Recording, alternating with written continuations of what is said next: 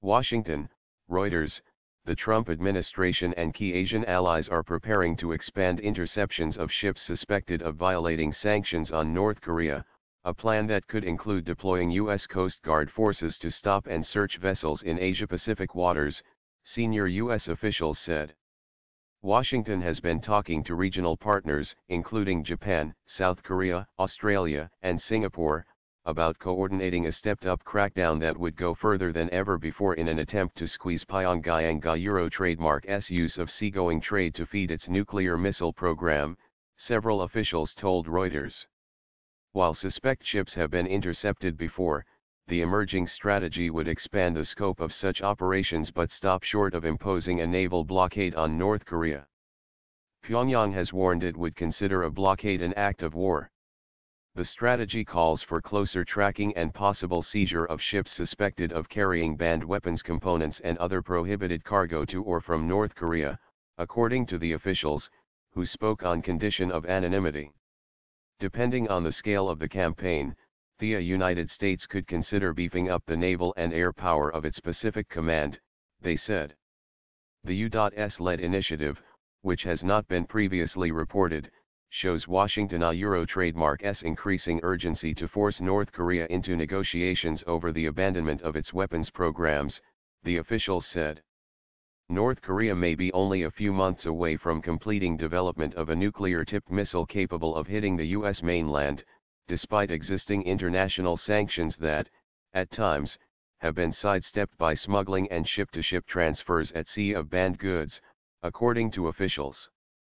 A euro or other is no doubt we all have to do more, short of direct military action, to show, North Korean leader, Kim Jong-un we mean business a euro said a senior administration official. The White House declined official comment.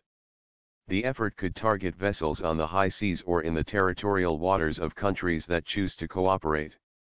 It was unclear, however, to what extent the campaign might extend beyond Asia.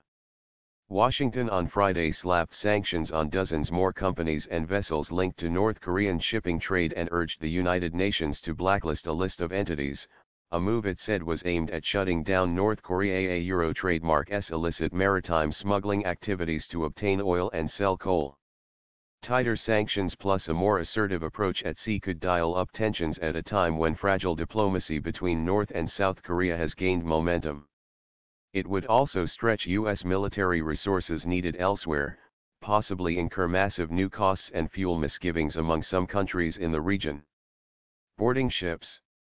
The initiative, which is still being developed, would be fraught with challenges that could risk triggering North Korean retaliation and dividing the international community.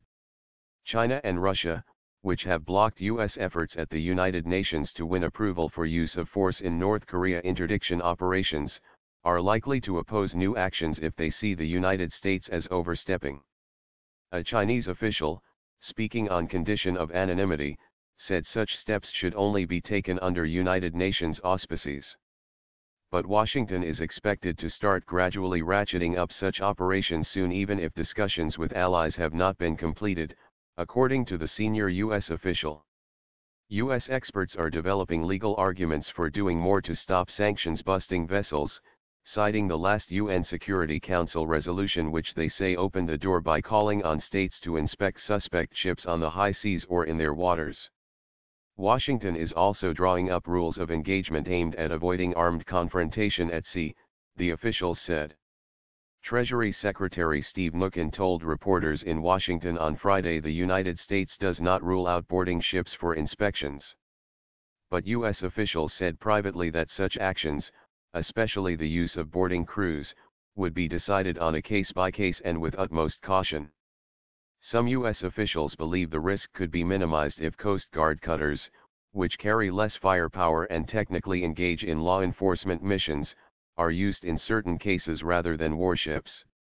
The Coast Guard declined to address whether it might deploy ships to the Asia-Pacific region but acknowledged its ties to countries there. Future ship deployments would depend on U.S. foreign policy objectives and the operational availability of our assets, said spokesman Lieutenant Commander Dave French. The more partners we have via Euro trademark. A senior South Korean government official said there had been discussions over a euro or intensified maritime interdictions a euro including at a foreign minister saw euro trademark meeting in Vancouver last month where U.S. Secretary of State Rex Tillerson pressed counterparts on the issue. A euro we are discussing with various countries including the US and South Korea how to fully implement the sanctions, but I have not heard talk of creating a framework or a coalition a euro, said a Japanese defense ministry official involved in policy planning.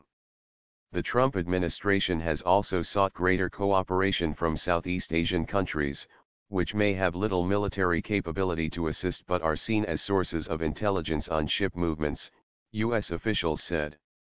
The more partners we have, the more resources we have to dedicate to the effort a euro, said Chris Ford, Assistant Secretary of State for International Security and Non-Proliferation.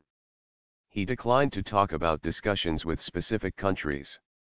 Washington is especially interested in detecting of ship-to-ship transfers at sea of banned goods, something North Korea has increasingly resorted to as vessels have faced greater scrutiny of their cargo in Asian ports, the officials said. Reuters reported in December that Russian tankers had supplied fuel to North Korea at sea in a violation of sanctions.